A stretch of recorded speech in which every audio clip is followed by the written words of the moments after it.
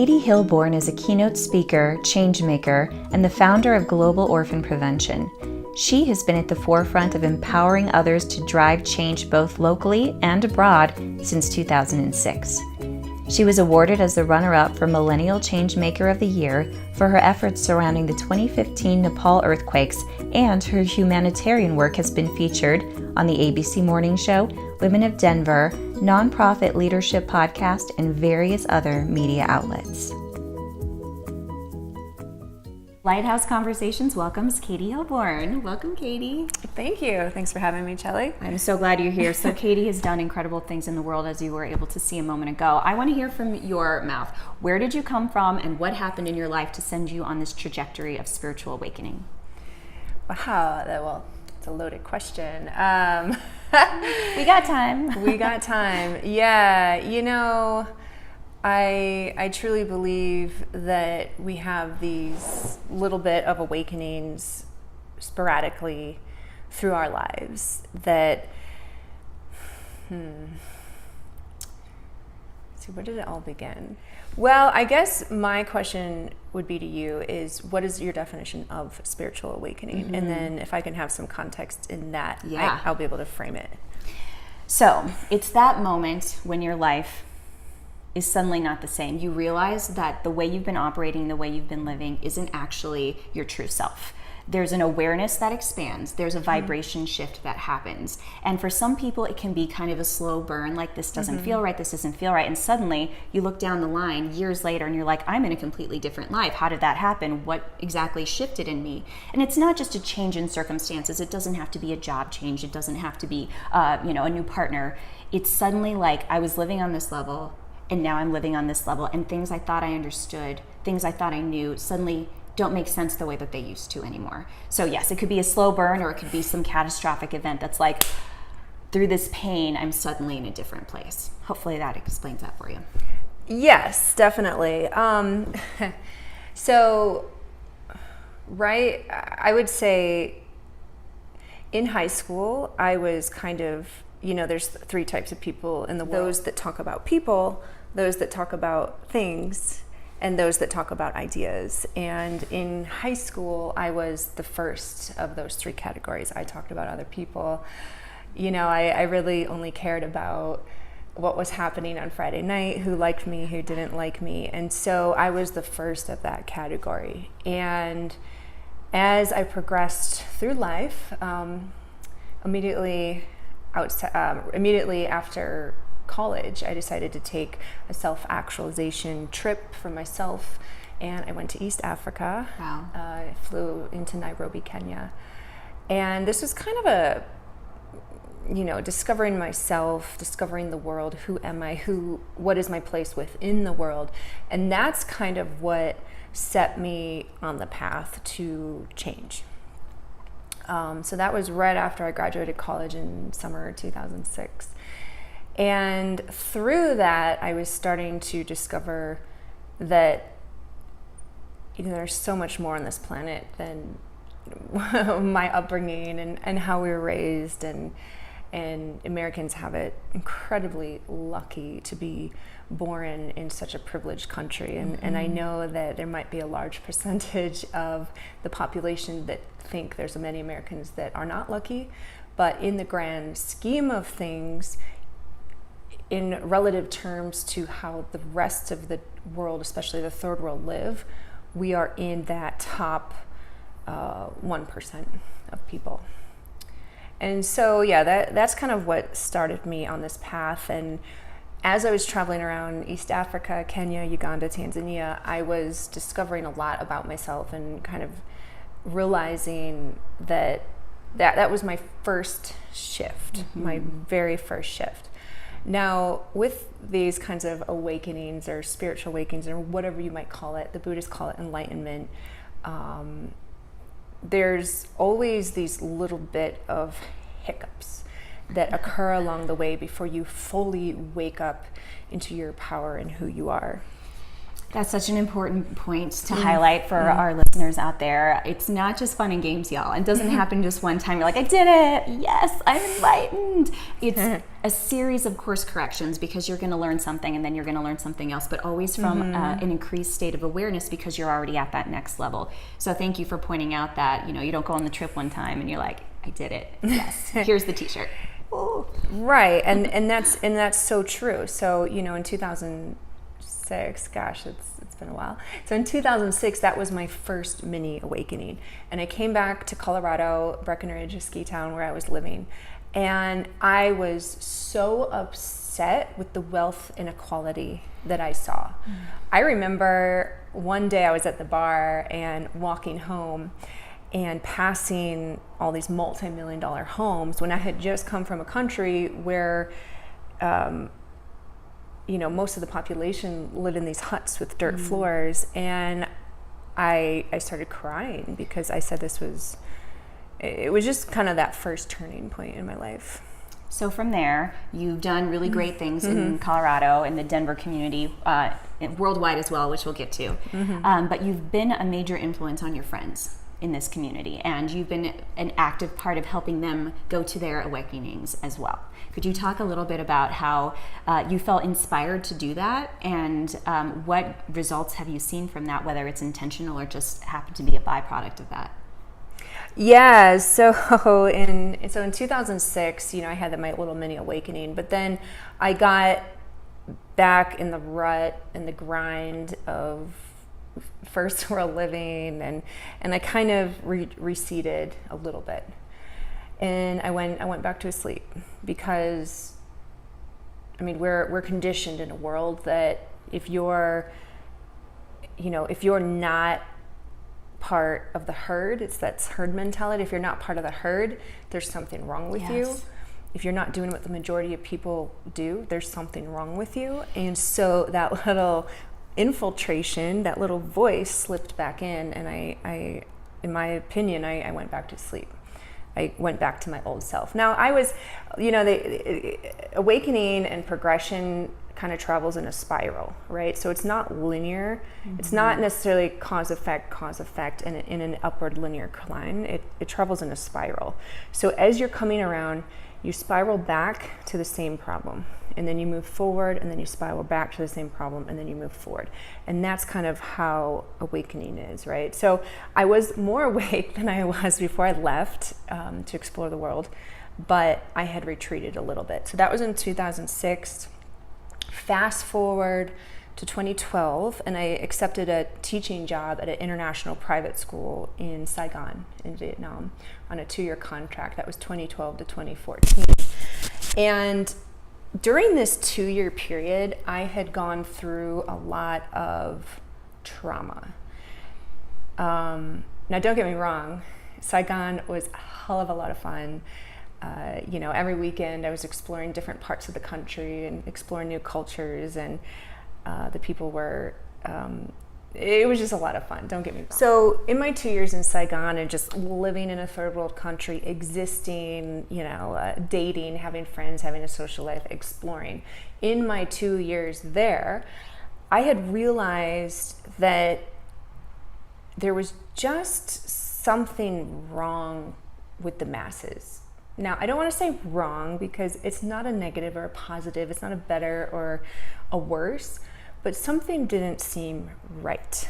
It seemed that all these people were going through their mundane existence and just, I don't know, just existing, just, living to exist. And it just seemed really superficial. And I'm not talking about the local Vietnamese people, but the expats that had moved over there from first world countries, that were living in this third world country and kind of exploiting the people, and just some of them were badly behaved in how they would talk down to the locals. And I just thought, there's something wrong here, and I can't quite place it. And my friend Lauren, who is now one of my gurus, we were sitting there at a street cafe, just watching the traffic go by, and she said, well, yeah, they're all asleep. I was like, what do you mean they're asleep? what is this, the Matrix? Like, what do you mean they're asleep? Actually. Yeah. And she goes, no, they are going through programs and they're going through social conditioning and they're completely unaware that they're doing this. They are asleep. And that was kind of the beginning of my spiritual awakening, in that I started really exploring that. Well, what do you mean is to be asleep or to not be asleep? What does that mean? And that's when I really started studying up on different modalities, such as, manifestation techniques and laws of attraction and Buddhist philosophy and Hindu philosophy. And I started exploring all the different world religions and trying to find a common thread of what this means to wake up, to find enlightenment. I mean, all the major religions have some form of this. So it's kind of, that was the catalyst. That was the catalyst. And you've been able to bring it to the STEMmer community as well, which we'll get into in a second. But I wanted to touch on a couple of things you said.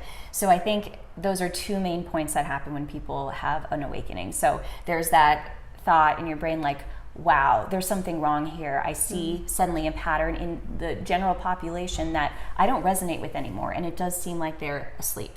And that's hence the awakening term is coming out of that and being aware of what that actually is. And the second point was when you're young, because I know since I was a kid I've had this, feeling different, feeling like I don't belong here. This is not my planet. I don't know if I said those words to myself, but I felt like I was from another planet. And I did a great job making friends and having a good social life and, just doing the things that you're supposed to do, but always having this knowingness that there's something weird about me. And I think that's a common thing that happens too when you realize I'm living somehow in the wrong world. And then you learn the terminology, you have the right teachers, and then suddenly you're like, no, this is my world, but I just operate in a different way. And with these tools, I'm better able to show up in the world in the way that I want to.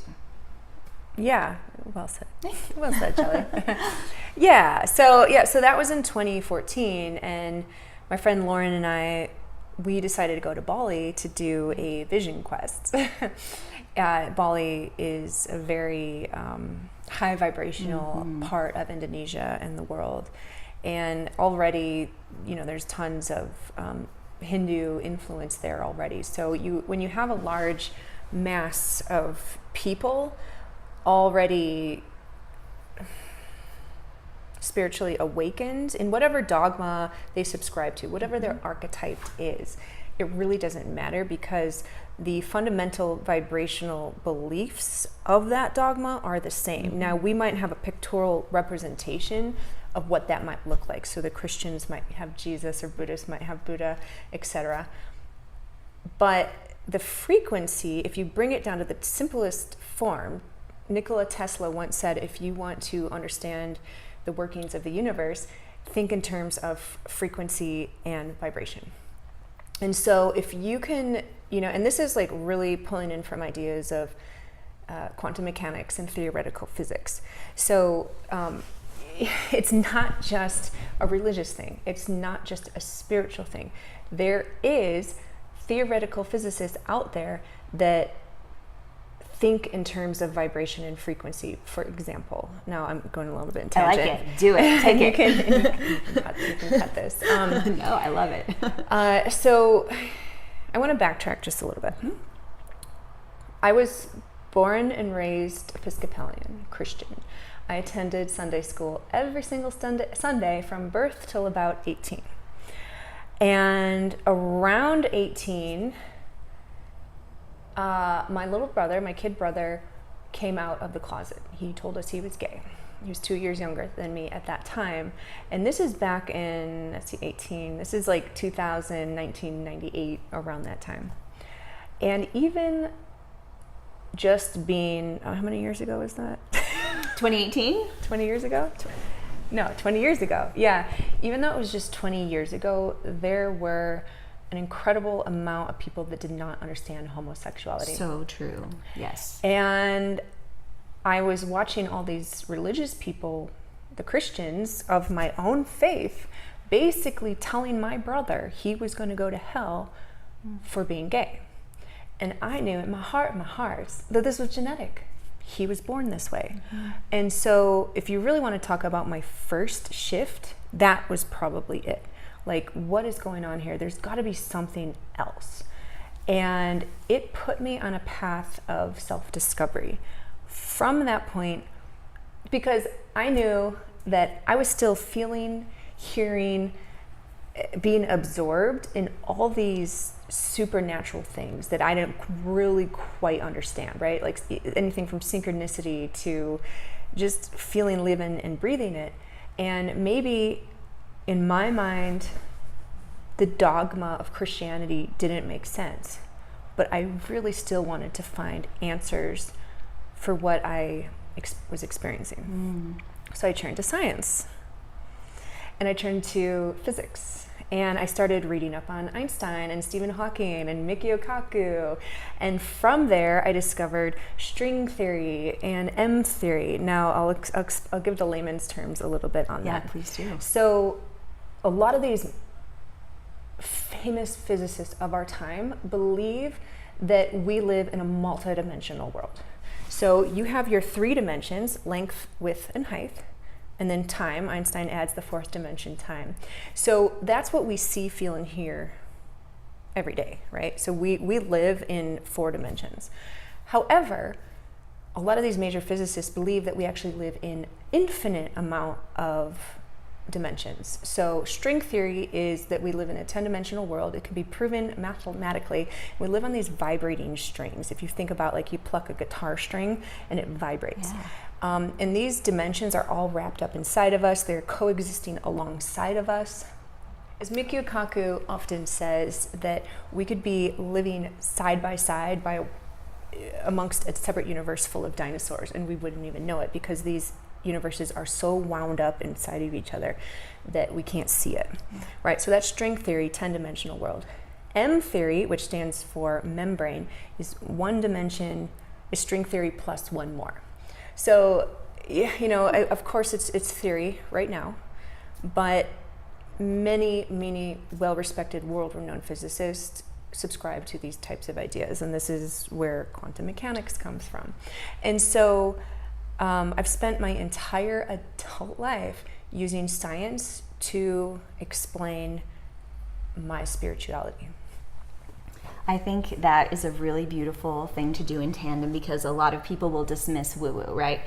If you can't see it, you can't prove it, it's not there, just not taking into account to intuition and feelings and knowings and all of that. So if you bring the scientific aspect in it and they can meet, now that right there has got legs for even more of the population. So it's a really beautiful thing to support what you're learning spiritually with the scientific community as well. Right. I'm excited to see what else we're going to learn, that's going to be discovered. Right. I mean, think about it. Just 100 years ago, Einstein's theory of relativity was a farce. I mean, people looked at him like a quack, essentially, and they dismissed him. But now, it's in every single high school textbook. So imagine where we'll be in 100 years. Paradigm shifts, right? So we get used to something, and then that breaks up, and we get used to something else. And so it's fun to kind of be a part of helping the people in your community understand this as well, because you've taken the time, you've done the research, you've done the work. And so when you bring that to them, what kind of reaction do you get from people who maybe have never heard anything like this before, or they've heard of it but they didn't know what to make of it, or they think they know and they try to tell you you're wrong? I'm just curious what various reactions you get. I have so many theories on consciousness. I basically, since 18, when I decided to stop going, and there's nothing wrong with Christianity, it did not fit with my paradigm, right? Like I said, the frequency, the energy is the same. The pictorial representation of what I was feeling just no longer resonated with me. I do believe that all religions are correct and all religions are wrong, right? It's just your personal interpretation of that. There's nobody's right, nobody's wrong. So it's really about what resonates with you.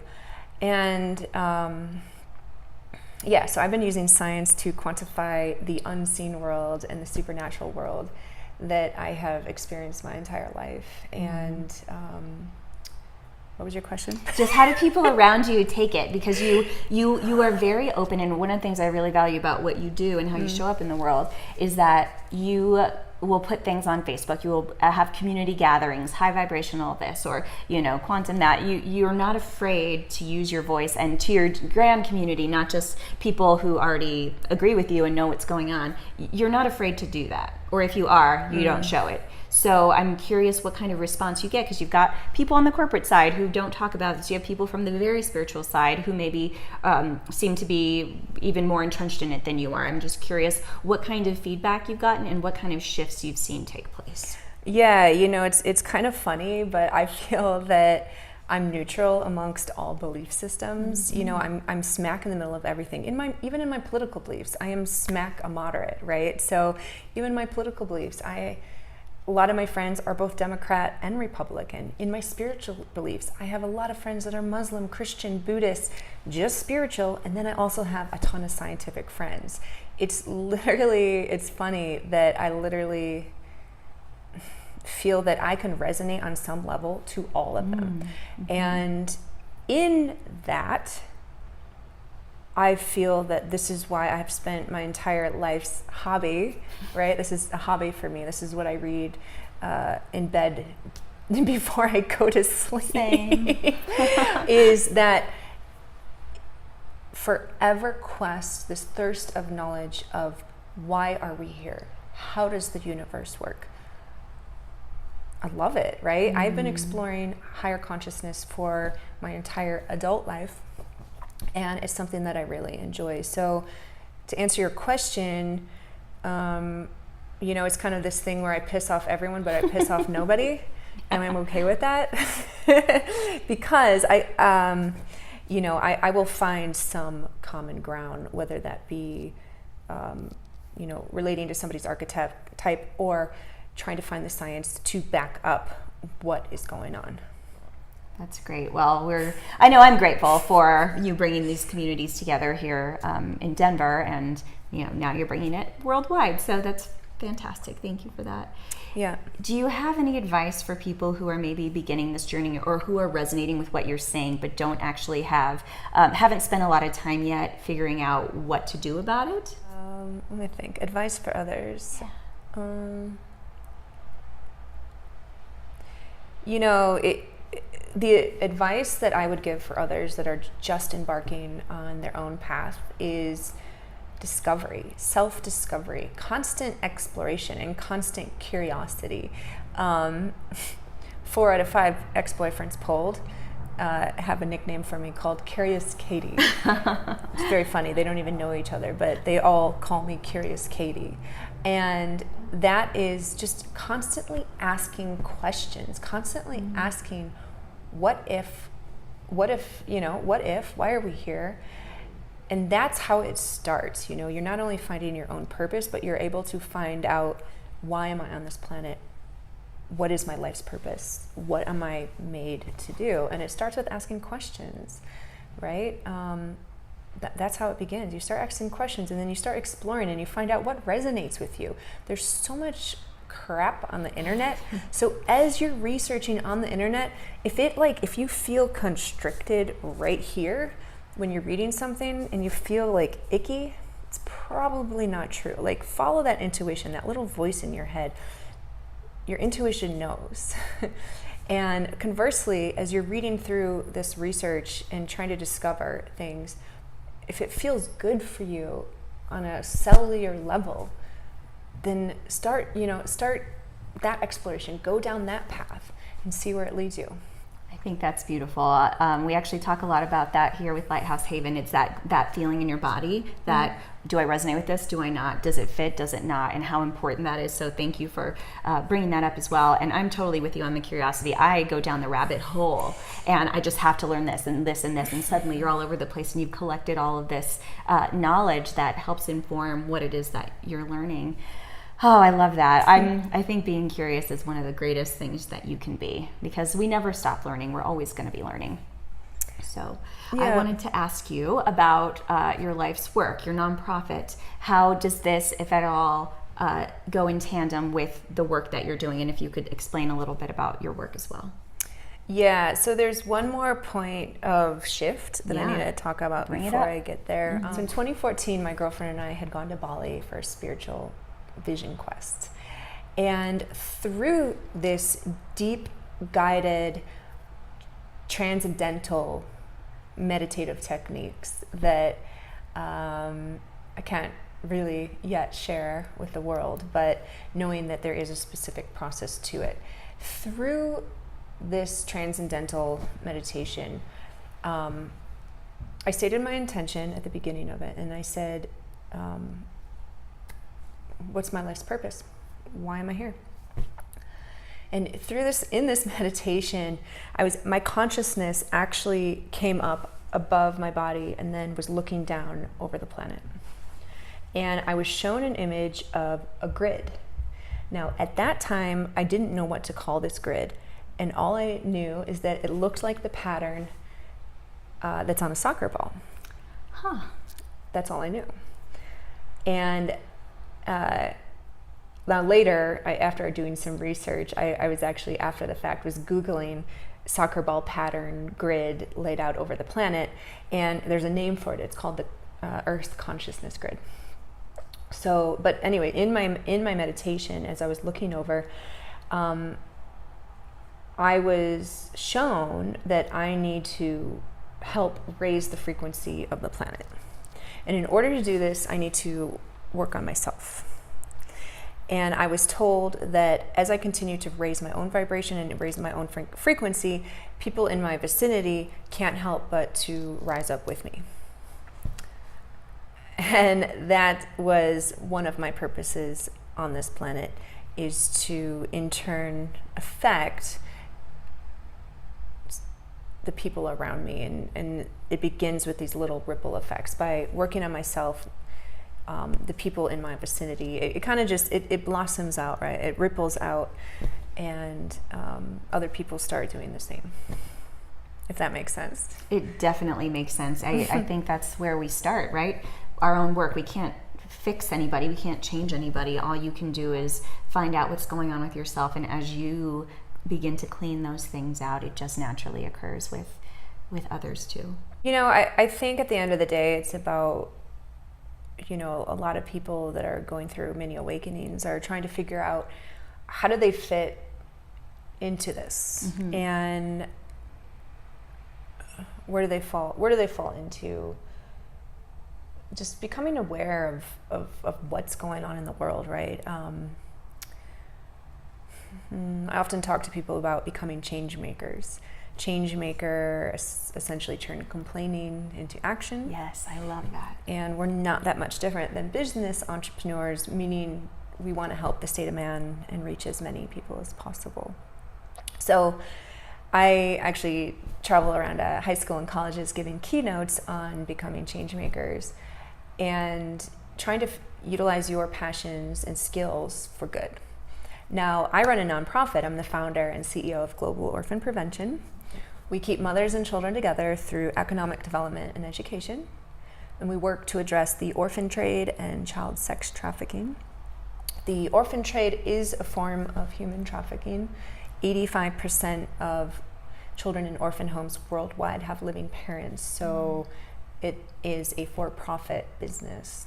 So a lot of these children that are abducted are either sold into the orphan homes or sold into the brothels used as sex slaves. And you've seen this on the ground. You've been in the trenches and understand this problem from a very close level. Yeah, I founded it in 2011 as I was just kind of traveling around the world, doing one-off volunteer projects, and really just bringing myself and going home and then kind of wondering, you know, did I have long-lasting, sustainable change, you know, after I'm gone? And probably the short answer of that is no. And so in 2011, I started exploring different ways that I could help and create a viable business model that could have long-lasting change. And that's when I founded the organization in Nepal. I've been traveling around the country, volunteering in orphan homes, looking for need, and that's how it was born, when I discovered all these kids had living parents. So I was looking for ways that I could personally give back and utilize my skills and passions. Now, for you, it might be something completely different, right? But you have to kind of figure out, like, what am I good at? You know, if I can do one thing for the rest of my life, what would it be? What makes my heart sing? Yes. What gives me joy, right? And so you start with those questions, those fundamental questions of discovering your passion, and then you work outward from there. So for Chelley, your passion, I mean, you love helping people, you love, right? You like guiding people through meditation and helping people work with self-development and discovery, and so that's why you're here, because this is how you're contributing on the planet. And to highlight people who are doing great things in the world and who are able to talk to their experiences of dealing with this awakening and stepping into their purpose, jumping off the cliffs because suddenly their old life doesn't work for them anymore. And what's so beautiful about finding that thing that you love, that your heart wants to do, is that truly is the best way you can serve the world. So people might think, oh, it's selfish to do what you love. Go to business school, go be a lawyer, go be a doctor, which are all wonderful things if that's what you want to do. And so I think we're shifting, especially in this generation, into should do versus my heart says do this. And when you do, you're serving in your greatest capacity. And I think that's highly unselfish because you're going to give so much of yourself to do it instead of I'm going to show up, clock in, clock out. Who are you really serving, right? You're making a paycheck, you're going along the hamster wheel, but what is that doing for you? And what is that doing for everyone around you as well? So yes, all for finding the passion, and may not be easy, but going for it. And eventually you'll find yourself at a place that you never thought you could imagine when you decided back here to make that leap. Yeah. And it's like, what resonates with you? What do you love doing? And then you figure out how you can turn your passion and skills and help the world. So for example, last fall, I had a couple join us in Nepal, and this one particular guy was a Brazilian jiu-jitsu master. And the year before, he literally saw me speak, and he came up to me and he said, I have an idea. Why don't we teach these girls that are abducted self-defense? Love that. And so because that was his passion and skill set already, he figured out how to turn it into a program and reverberate that his passions and skills out into the world and help others. So it's really, what do you love doing? Yeah. What do you love doing? I really do. I really want you to think about it. Like after you watch this video, just think, like, if I could do anything, what would be that thing? It would just fill my heart up. If I could do it every day, what would that be? Think about it. Yeah, and it doesn't have to be, I mean, it could be from a micro to a macro level. So for example, say you love fashion and you love shopping. Mm-hmm. I knew a girl that created an online store, and she donated a percentage of profits to a charity, and she chose a different charity every quarter. That's phenomenal. So there's different ways you can give back. Absolutely. There are so many ways. Well, I want to know how people can get more involved with your nonprofit. Is there a website? We can put all the links below, but if there's anything our audience out there could learn about you and how to get involved with Global Orphan Prevention. Right. So our website is globalorphanprevention.org. Please definitely visit us. There's many different ways that you can get involved. Of course, we're always looking for volunteers. We are recruiting for our associate and executive board of directors right now. And we're also looking for volunteers to come with us to India and Nepal and work in the field, or help develop our anti-child trafficking program right here in Denver. So there's different ways that you can get involved with Global Orphan Prevention. On top of that, if you'd like to associate your brand or your business with our cause, we have a lot of opportunities for integrating your brand or business into our events. We have an upcoming gala. There's so many different ways. Of course, we're looking for corporate sponsorships and partnerships, and we could never do anything that we do without our individual donors. So there's so many different ways and different levels that you can get involved. And it's global, so you don't have to be in Denver to do it. There are ways to get a local here on the ground involved, and there are ways all over the world to contribute as well. So, Well, it's a pleasure speaking with you, Katie. Thanks for joining us here on Lighthouse Conversations. Yep.